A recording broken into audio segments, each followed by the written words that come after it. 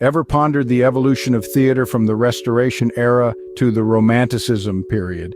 This fascinating journey through time reveals how theater has adapted, innovated, and transformed, reflecting the changing tastes and values of society. Picture the mid-17th century, a time known as the Restoration era, which heralded the return of King Charles II to the English throne.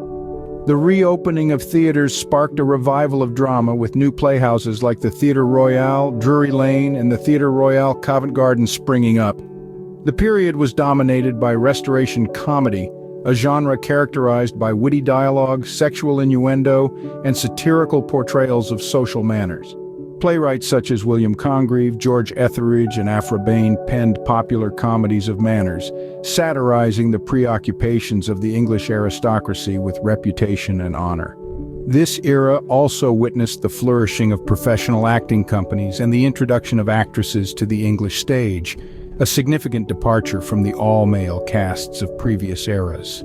Fast forward to the mid-18th century, where a shift in the theatrical landscape can be observed. Sentimental comedy emerged in response to the licentiousness of Restoration comedy.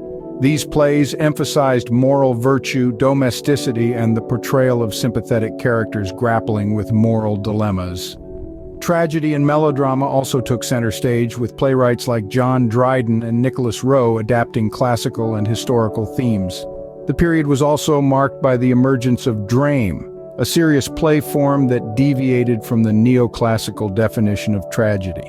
These plays, often sentimental and melodramatic, reflected the morality of the emerging middle class, with virtuous characters rewarded and wicked ones punished.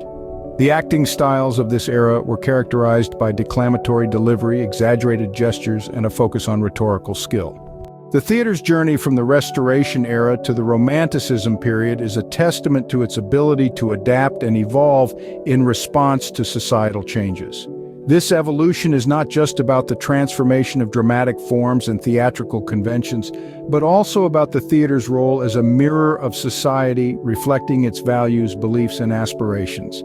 So next time you watch a play, remember that you're not just witnessing a performance, but a piece of history and a reflection of the society from which it emerged.